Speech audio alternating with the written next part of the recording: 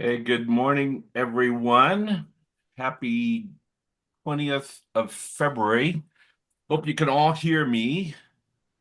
Um, yeah, it's great to see you all. And I'm just going to make sure we've got the screen happening here. Um,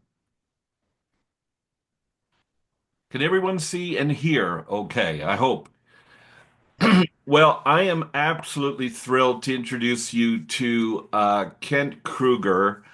I have known and loved his work, his books for years. And Kent, it's so good to have you with us today.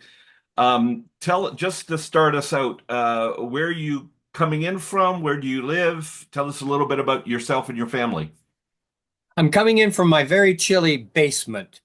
It's a Can couple of only be in degrees above Minnesota. it's a couple of degrees above zero outside, which is fairly typical for this time of year.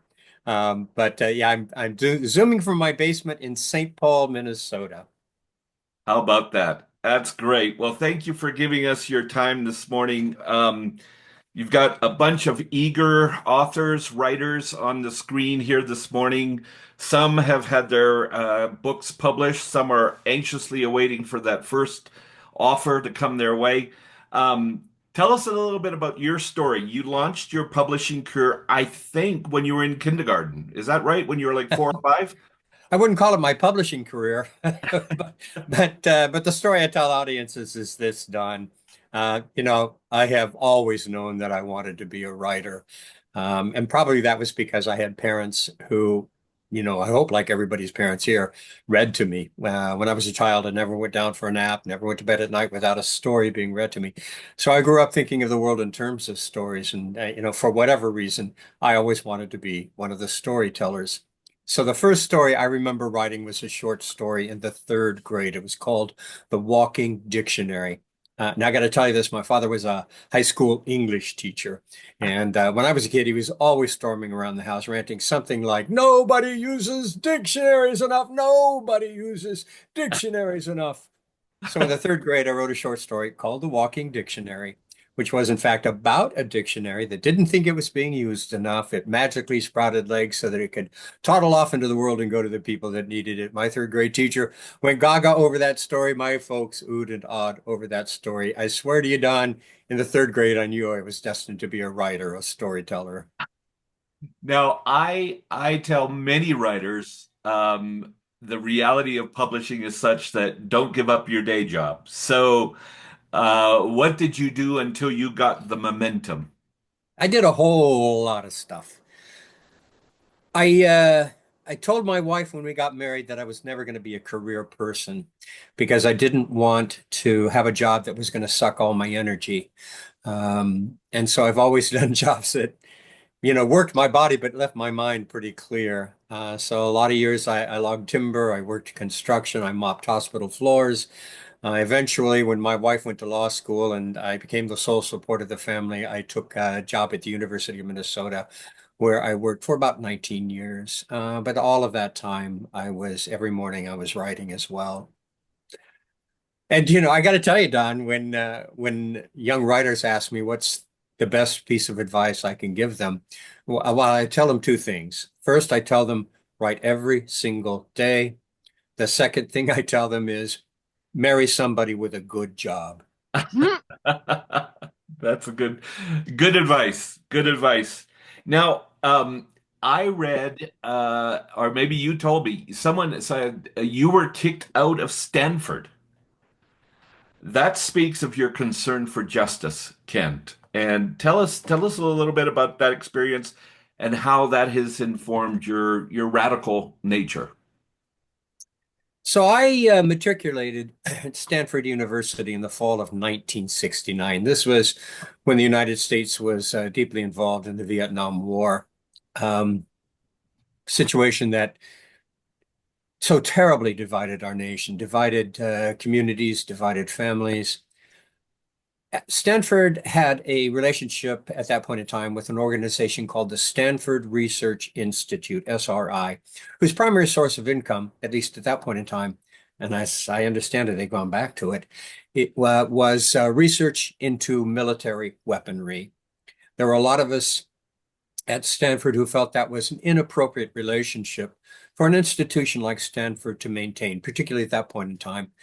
So we petitioned the Board of Trustees to sever the relationship. We petitioned the administration. We marched. We demonstrated, but nobody listened to us, of course, because there were huge sums of money involved. Finally, in frustration, one afternoon, a group of us marched into the administration building and declared our intention to occupy it. The president of the university, a pretty reasonable guy named Richard Lyman, said, "I'm not going to give you any problems." He vacated the building, and we took it over. That evening, about 8 o'clock, we had a band come in, and we held a dance where, typically we would have registered for our classes. At midnight, the band packed up and took off, and those of us who were going to occupy the building rolled out our sleeping bags and went to sleep. Huge tactical error because at 1 a.m., the Palo Alto riot squad in full riot gear swept through and arrested us all. I was on a full scholarship, but at the end of that year, they evaporated it, and that was my only year at Stanford. But lots of good things came from that experience. First of all, I had just met my wife, who was not going to Stanford. She was attending the University of Nebraska. Um, and uh, and so leaving Stanford and eventually going nearer her was a wonderful thing. Uh, Also, I when I left Stanford, I never went back to college in a concerted way, and I don't have a degree. But because I felt I wasn't learning in college the things that I needed to know in order to be a writer, to write true. So I went out and did sort of the Hemingway version of education, working all kinds of mostly manual jobs. And in the process, I ended up meeting the kinds of people I would never have met in college and learning the kinds of things I would never have learned from a textbook. And the third thing that it's done for me is this. I have always found it to be far more interesting to tell folks that I was kicked out of Stanford than that I actually graduated from the place. That's awesome. But really, it helped launch me on the path I have taken as a writer. Basically, my whole writing journey. Wow, that's amazing. You said earlier one of your tips to writers is to write every day. Um, it suggests you're a very disciplined writer. I know in the early days you used to go to a place called the St. Clair Broiler. Yep. Broiler. Yeah. Does your early morning writing schedule still occur? And just speak to that discipline because I think it's important to hear. Yeah, I have written every single day, 7 days a week, for 40 plus years now. I credit Ernest Hemingway with that for this reason. When I was 18 years old, my father, the high school English teacher, insisted I read Hemingway, and I fell madly in love with the guy, and I read everything I could about how he went about his life. And one of the things that I discovered was is that he rose every morning at first light and spent the first 2 hours of every day writing. He thought it was the most creative time of the day. When I made the decision to do that, it was for a very practical reason. My wife had just entered law school. I had suddenly become the sole support of the family. I was the guy who had to keep a roof over our head and food on the table. But I wanted desperately to develop as a writer. And so if I was going to meet my responsibilities to my family and still develop as a writer, I needed to come up with a way to do that. We were living 2 blocks from the St. Clair Boiler at that point, this iconic cafe in St. Paul. And the Broiler opened its doors at 6 o'clock every morning, 7 days a week. So I pitched this idea to my wife. I said, Diane, if you're willing to get the kids up and dressed and fed and off to school first thing so that I can go write, I swear to you, when I come home from my job at the end of the day, I will be the best husband, the best father you can possibly imagine. She bought it. So there I was at the Broiler every morning at 7 o'clock or at 6 o'clock with my pen and notebook in hand. Pen and notebook, because this was long before we had laptops. They would seat me in booth number 4, always booth number 4. They saved it for me across all those years. They would pour me my coffee, I would open my notebook, and from 6 to 7:15, I wrote.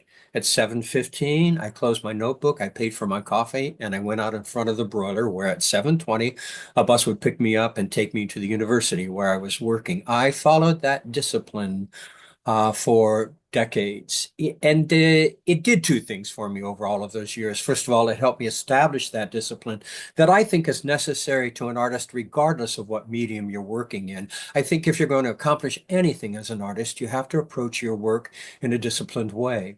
So it helped me establish the discipline that I follow to this day. But it did something even more important for me and that I didn't really realize until I looked back across all of those years. What I realized when I looked back was this.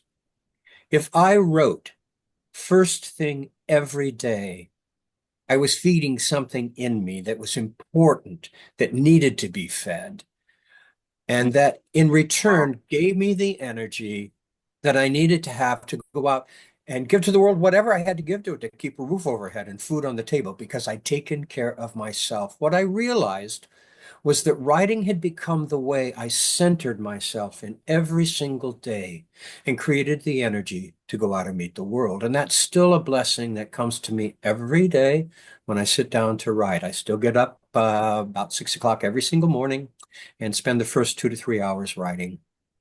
Wow, Kent, that's writer's self-care right there. That's amazing. Um, Yeah.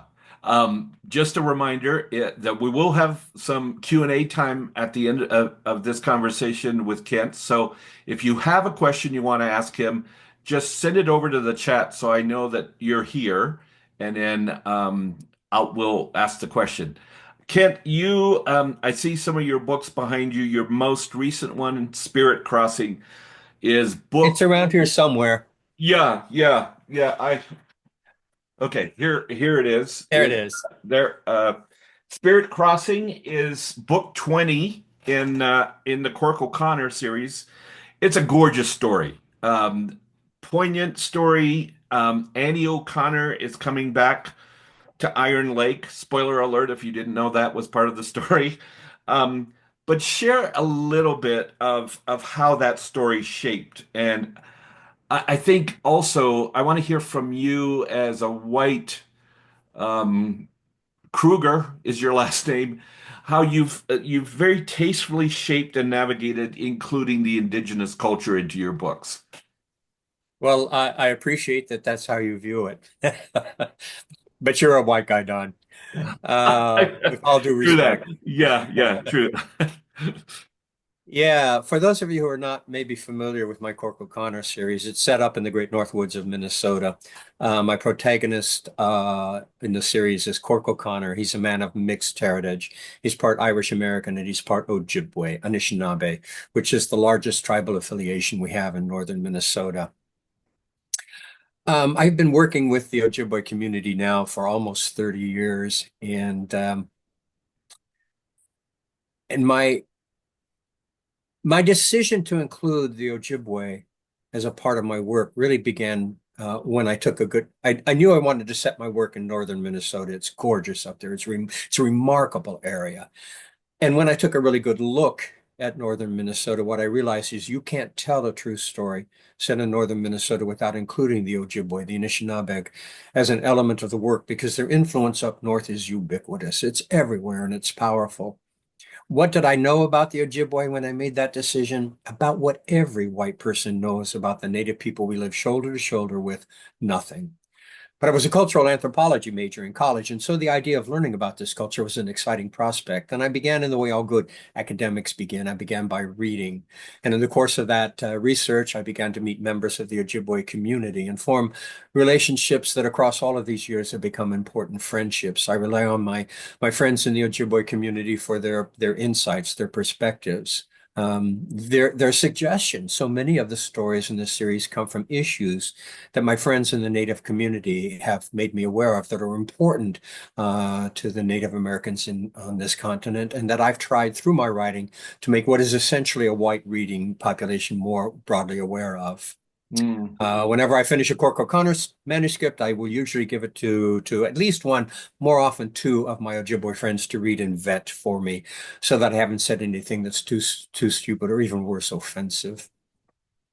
Spirit crossing came from an issue that my friends in the Native community have been talking to me about for many, many, many years. At the heart of the story is the issue of murdered and missing Indigenous people, particularly women and girls, men and Two-Spirit people. Um, Before I embarked on the writing of this story, I checked with all of my friends in the Ojibwe community to make sure that they felt I wasn't trespassing on an issue that's so important in their lives. And to a person, they encouraged me to write the story. So I went ahead and I wrote it um, using what I think is a pretty good, compelling mystery to draw people in and to make them aware of how tragic this whole situation is. I could give you the statistics; they're really awful statistics. And at the end of Spirit Crossing, if you were to read it, you see in the afterword that I talk about the awful statistics and the terrible impact that missing and murdered Indigenous people is having on Native communities everywhere. So that was one of the threads in the story that dealt with an issue important to the Native community. But there's another issue involved as well. There is a protest that's going on against the building of an oil pipeline that crosses through sacred Native land. And we have that happens a lot in Minnesota. We have protested so many times the building of these oil pipelines to no great avail because the pockets that line the the money that lines the pockets of so many people involved is so much that we can't battle against it. But we fight the good fight as long as we can. Yeah, and Did I answer your question, Don? yes, I think so. And I will say too, it was very poignant. Quirk's grandson has a role in the discovery of well, I won't tell the story. So But let me set up the shtick here. This yeah, is the down and dirty in Spirit Crossing for those of you who probably haven't read it. It opens in mid-July in northern Minnesota. And for anybody who knows northern Minnesota, they know that mid-July is blueberry season. You go out into the woods in northern Minnesota mid-July, you're going to find these wild blueberries everywhere. It's and a wonderful mosquitoes harvest. What was that? and mosquitoes. Oh, well, you find those too. Those are one of the things you put up with because of everything else that you're offered in the Great North Woods. So it's mid-July, blueberry season in Tamarack County, my fictional Tamarack County. Cork O'Connor and several other male members of the O'Connor clan have gone out to pick wild blueberries. While they're in the blueberry patch, little Wabu, Cork's 7-year-old grandson, stumbles across a grave. At first, they believe it's going to contain the body of a white teenage girl who's been missing for a couple of weeks, the daughter of a very wealthy family. But when they exhume the body, they realize it's that of an Ojibwe girl. And as soon as the authorities realize that, they're not interested in pursuing that death anymore. They turn back to trying to find the missing white girl. And it falls to Cork O'Connor and the newly formed Iron Lake Tribal Police to try to solve the mystery of the Ojibwe girl's death. Great, great story. We're going to start. I'm going to have you come back in a minute to another question, but Kyle has a question. Kyle, I am trying to find you. Here we go. If you would unmute and ask your question, which is a good one. Yeah, Ken, thank you so much for joining. And you really spoke to me personally about just working and being a creative at the same time. Before I started writing, I also was a musician and a comedian. And I've always been working during the day and trying to, make a life, out of my creative endeavors. But I'm also a sole provider for a wife and 4 children. Yeah. And so, I have a lot of mouths to feed, but I've been in tech for 15 years and I work really hard, but I've also lost I'm on an empty tank at work. And I wanted your advice for someone that finds himself specifically in this weird stretch where, I'm working with Don, trying to really move forward with a lot of these creative endeavors. But, I can sit down and write for 5 or 6 hours and not even break focus. But if I need to craft a work email, it's like pulling teeth. at this point. I'm just, I'm just running on empty. And so it's been a struggle. So I'd love to hear your thoughts around that. Yeah, it's because that work email isn't coming from the heart. If you're writing or if you're doing any kind of art and you're working from the heart, it's not work. It doesn't feel like work.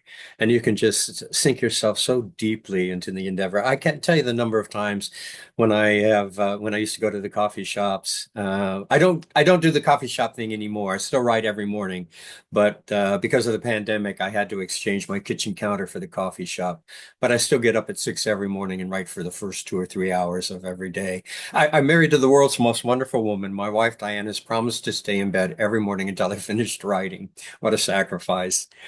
So in the days, particularly when I would go to the coffee shop, I found myself, as soon as I became immersed in my writing, I forgot about my coffee. I forgot about the coffee shop. I was somewhere else for some time, and I would come up out of that. My coffee would be cold. Time had passed, and I was just so totally unaware of it, which always told me I was on the right path. You are really where you ought to be because this is your passion. It has totally absorbed you. Yeah, I don't have any advice to offer you when the tank is empty when it comes to how you support your family. I hope what you're doing there isn't sucking all your creative energy. Um, and uh, and I hope that when do you write, Kyle? I work late at night, usually 10. When I was finishing my book, I was writing between 10 p.m. and 2 a.m. Oh my God, I don't know how anybody could work that late. That's when my By good that time, ideas all I'm come. thinking about is bed. But it Yeah. doesn't matter. It doesn't matter when you write. For me, writing first thing has helped fuel me through the rest of the day.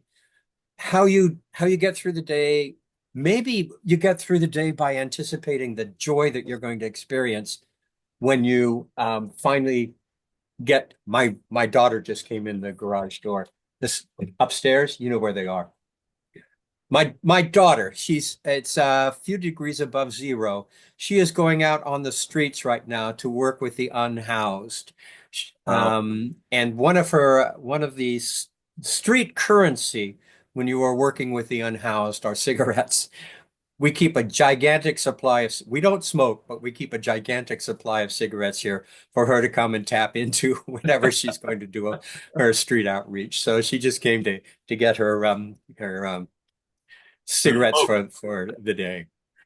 Uh anyway, stay warm, okay, kiddo? Bye-bye. Oh, where was I? So maybe that's what you focus on, the joy that you're going to be experiencing that evening and hold to that. I wish I had a really good, silver bullet answer for you, but I don't, Kyle. Except that just staying with the journey. Make sure you stay with the journey. That's what's important. And I hope you're getting support from your wife in her understanding of the importance in this. And I don't know about all of you folks there. When I was working full time and writing, I was also a part of a writers group. Now, writers groups can be really problematic. They can be either really good or they can just destroy you. I was in a writers group that was incredibly good, incredibly helpful for me, not only in my development as a writer, but also just in receiving that support we all need, telling one another that the journey we're on is not an easy one, but it's an important one, and supporting one another in that way too. So that really helped me, Kyle. That's so good, and a great segue to Beth's question. Beth, do you want to go ahead and ask the question, please? Certainly, thanks. Thanks very much, Don. And thank you, Mr. Krueger, for being with us today. It's very My good pleasure. to hear. Good to hear you. My question is in regards to your editors. In your book, The River We Remember, you you dedicated it to Peter Borland and Sean Delone, editors extraordinaire, who have so often helped me see my way through the mist. So my question is, what is that relationship like? How do you work together? Are they developmentally editing you? Is it just line editing? So when you give the manuscript over to them, what is it? First of all, when do you do that? And what is it you're hoping or expecting them to do for you and with you? Yeah, really good Thanks. questions, Beth. Um, so when you have secured a publisher, you are assigned an editor. You have no choice in the editor you're assigned. Typically, you get whoever happens to be, available at that point in time. And when you first enter publishing, unless there's something extraordinary about your debut novel, you're going to get somebody who's fairly low on the totem pole. So if you're lucky, you and your editor will grow together in the publishing house. Across the course of my first three novels, I had five different editors. Back in the when I broke into the publishing business, this was in the late 90s, there was an enormous amount of turnover going on in the publishing houses. So I had five editors for the first three novels, and I finally got an editor that stayed with me for more than a decade. And she and I kind of rose together, our stars rose together in the publishing house. She left to she had a daughter. She wanted to be more present as a mother. So she left and went to freelance, and I was assigned a new editor, which was a really scary prospect. But Beth, I ended up getting the team that I think is the best team of editors in the entire publishing business, Peter and Sean. Our relationship is incredibly collegial, um, bordering on friendship. There is just an enormous amount of respect that goes back and forth between us. Here's my process. When I have finished a manuscript and got it into the best shape I can possibly get it, I send it to my agent, who has been with me from the very beginning. And she and her group are the aside from my wife, she and her group are the first readers of the manuscript. They will send me back their responses. I address their concerns, revise as I think is appropriate, and at that point, then I send it to Simon and Schuster, to Atria Books, to my editors. This is what I expect, have always expected, and have always received from Peter and Sean, a very careful reading of my manuscript. Um, Although they do some line editing, mostly they're concerned with how well have I told the story? Are the motivations sound? Do all of the relationships work? Substantive things, but the story is already there as in the best shape I can possibly get it before they look at it. So I'm never really concerned that they're going to send me responses like, oh, you need to completely revise this piece, or you need to completely restructure this piece. What they give me are very specific concerns and suggestions about various elements of the work, not the reworking of the whole thing itself. And I have always found that their suggestions have made the manuscript, made my story much more powerful, the connection with the reader, much more emotional and solid. Um, so what I expect from them is usually a 3 or 4 page single-spaced editorial letter outlining their concerns, and then I go to work on it. Some of the things that they suggest to me, I'm just amazed that I didn't see it when I was working on the story. And some of the things they suggest to me, I think, no, that's not the intent of my story. And I will generally either leave it as it's written, or I will rewrite it so that I have addressed their concern, but it is still the intent, maintains the intention that I had. Um, every writer needs a good editorial eye. And if you can't accept editorial comments, if your skin is so thin, you can't accept that editors are going to say things that you might not want to hear. This is not the business you should be in. That said, you should also have an editor, I believe, who approaches your work in a respectful way. And that has always been my experience. That's good insight. I always say, and many of you have heard this, my role as an agent is that Jewish matchmaker because it really is a marriage, isn't it, Ken? Yeah. Of an editor getting you, they're the in-house champion, at Atria for your story and your book. Callie, You you, know, Don, that's really a good point. Publishing house, if you are accepted by a large publishing house, you are one of many, many, many authors that are publishing with that house. And there's only a certain amount of money available for promotion and marketing. And if you don't have an editor who is there championing your work and trying his or her best to get that marketing funding for you, you're going to be in trouble. yeah, yeah. Kent has Danielle as his agent, and she is top drawer. I loved, as a publisher, I love working with her and consider her a great colleague. Callie, go ahead with your question, please. Yeah, hey, thanks so much for sharing with us. I'm in the process of publishing my first novel, and it's a broad, general market book, but my faith is there's definitely that influence of my faith within it. Good. So my question for you is, how have you navigated publishing for a broad audience with a big publisher, and how have you navigated your faith's influence on your writing?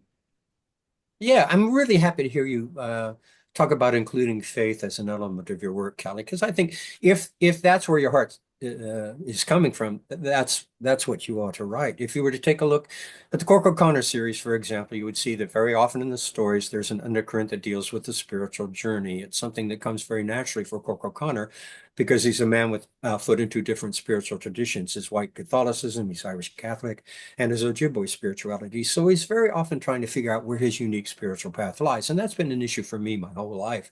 And so I've often found then questions of faith, questions of the importance of the spiritual journey, finding their way into the stories I write.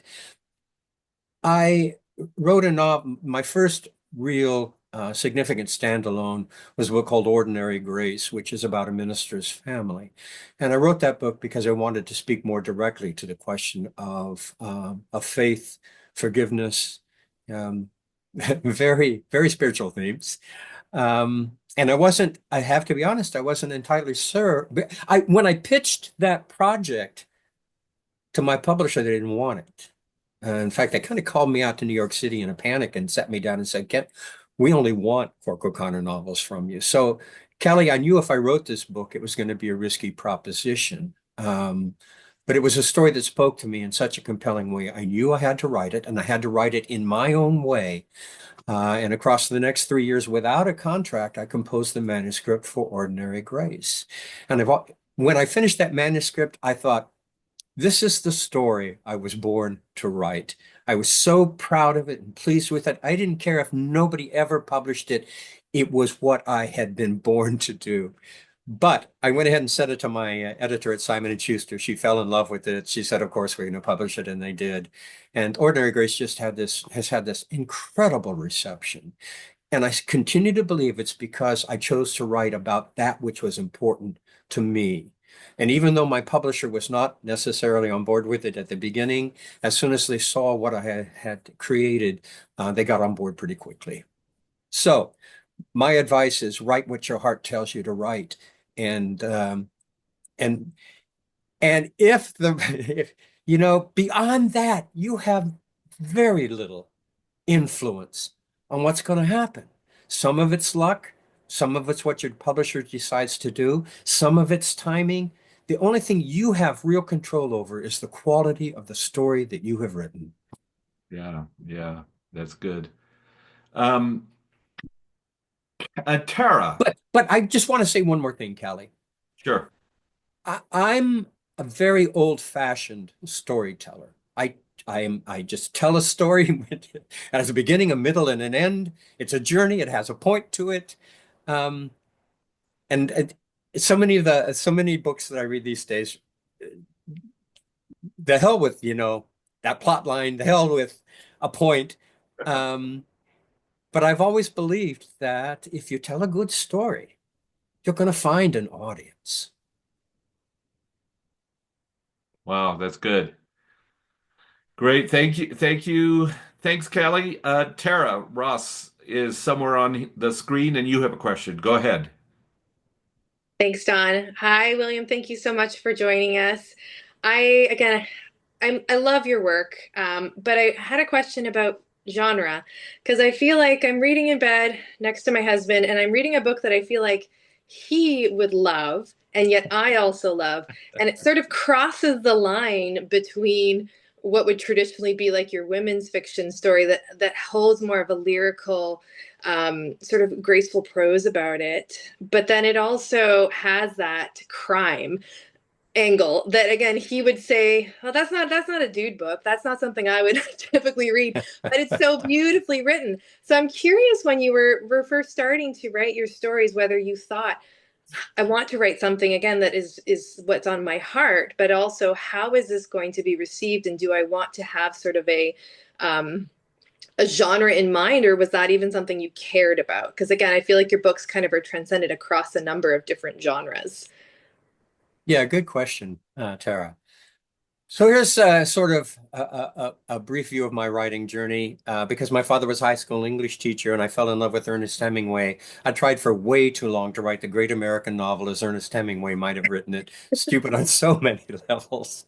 But in my early 40s, very early 40s, I went through I experienced what I realized in retrospect was a terrific thing. I went through a midlife crisis, and decided the hell with trying to write the great American novel. I want to write something somebody might actually want to read. So I looked around me to see what everybody reads. You know what everybody reads, Sarah? They read mysteries.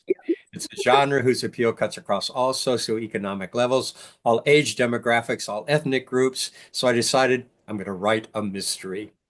So I set out to write Iron Lake. I have to be honest with you, I didn't read mysteries before I decided I was going to write one. My father, the high school English teacher, had convinced me that mysteries were the poor stepchildren of literature. So I didn't even read Nancy Drew or the Hardy Boys when I was growing up.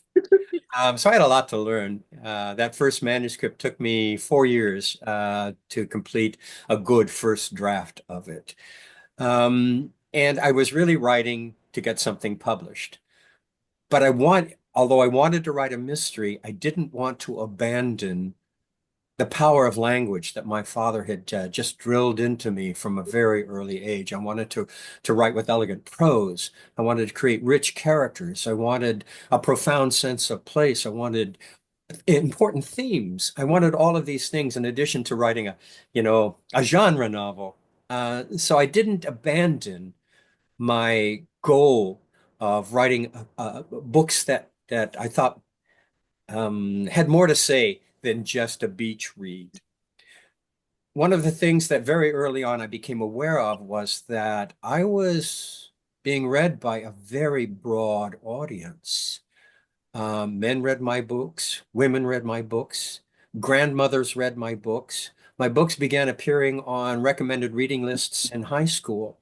So I was terribly aware, well, or became terribly aware that in what I did and how I went about it, maybe I had a larger responsibility to make sure that I was meeting the expectations of these groups and still writing the story that I wanted to write. So that I think that's part of the challenge. You have to please yourself first, but you also have to be aware of who's going to be, you know, getting in on the story with you.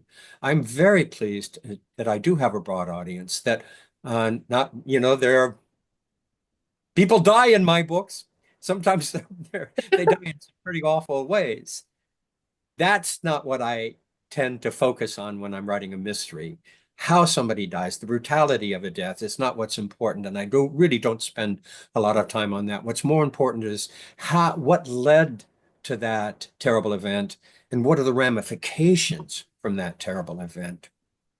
So I try to put dynamic women characters in my stories because dynamic women are around us all the time. They are a part of our lives. I have included families because who doesn't like to read a good family story? And I write out of who I am. I'm a family man. I have children. I have a grandson. So all of those things influence how I approach every story that I write. Yeah, you can see that. Thank you so much for sharing that. You're welcome. This has been delightful, Kent. I want to ask you if you have any kind of parting words of encouragement But I think a question that may be the elephant in the room that we all always wonder about. You're on Instagram, and one of the banes of every writer today is this phenomena called social media, TikTok, X, what have you. Um, how much time do you spend there, and how do you manage that as a writer? Well, I make enough money now, Don, that I pay somebody to manage my social media because I don't like to spend a lot of time on it. I try to give my Medium Maven personal content, but she is always scouring the internet for things to post on my Facebook page. I have learned so many things about myself that I didn't know as a result of things that Sue found to post on my Facebook page. It is a necessary evil, is how I look at it. I don't like feeling like I've got to let people in on my personal life all the time, but I like giving them glimpses of who I am behind this William Kent Krueger author thing going on. I think people who read my books appreciate that. So yeah, I do it. I do it reluctantly. If I weren't a writer, I would only be Facebook friends with my immediate family. That's all I care about, really. And in terms of a parting piece of advice, this is it. When I used to teach creative writing, the first thing I would say to my students when they walked into my class was this. If you're here because you think it's going to be really cool to call yourself a writer, or you think you're going to get rich and famous at it, I can pretty much guarantee you'll be disappointed. But if you're here because writing is what you love to do, because it's what your heart tells you you have to do, then I can almost guarantee a different experience. And I think in the end, it's not going to matter whether you become rich and famous, because what you will have done is spent your life following your heart, following your passion. And what could be better than that? But I also told my students this: if you're true to that journey, eventually you will discover the writer you were always meant to be, and you will be writing the stories you were always meant to write. And that's when the doors will open for you. And I tell them that because that has been my experience. Wow, that is good stuff. Good stuff. So one parting word behind me, you see that this prolific writer has yet another book releasing this year, September 2nd, Apostles Cove, I think it's called. Yeah. Um, Give us an elevator pitch. What's coming down the pike? Cork O'Connor, the story begins with Cork O'Connor sitting in Sam's place. For those of you who don't know the series, Cork runs a hamburger joint, as well as being a private eye these days, and former sheriff of Tamarack County. Cork is sitting one dark night, a few days shy of Halloween, alone, and he is contemplating an upcoming birthday, not with great exuberance. He's feeling old. He's feeling tired. He's ruminating on all of the the drugs he has to take now, medications, and the things that he used to be able to do that he's not able to do anymore because he's hitting that certain age. And he gets a call that night from his son, Stephen. Stephen is in St. Paul these days, going to law school at the University of Minnesota. And Stephen is an intern with an organization called Project Innocence, an organization that takes new forensic information, evidence techniques, and uses that information, those techniques, to exonerate criminals, people who have been incarcerated unjustly or incorrectly. In the course of their conversation, Stephen says to Cork, "Dad, does the name Axel Boucher mean anything to you?" And Cork says, "Of course it does. That was the first major crime I investigated after being elected sheriff of Tamarack County, a particularly brutal murder. Why do you ask?" And Stephen says to him, "Dad, I'm pretty sure you sent an innocent man to jail." So we take a look at story in two parts. The first part, Cork going over the investigation he conducted in the first place that sent this man to prison. Second part, Cork re investigating in the current time, reinvestigating that situation to figure out what he got wrong. It's a really good story, I gotta say. That is awesome. September. So is that coming out right before Labor Day? Perfect timing if it is. It's actually the day after Labor Day. Okay, good, good. Well, congrats. Thank you. Thank you so much. This has been so delightful to have you with us and spending time with us. Thank you for your beautiful, beautiful stories. Every one of them are just a really graceful picture of redemptive living. So thank you for giving us a mystery, but also some redemption along the way. Thank you everyone for joining, and we'll see you next month on the third Thursday of March. Keep writing, everyone. Thanks, Kent. Bye-bye. Bye now.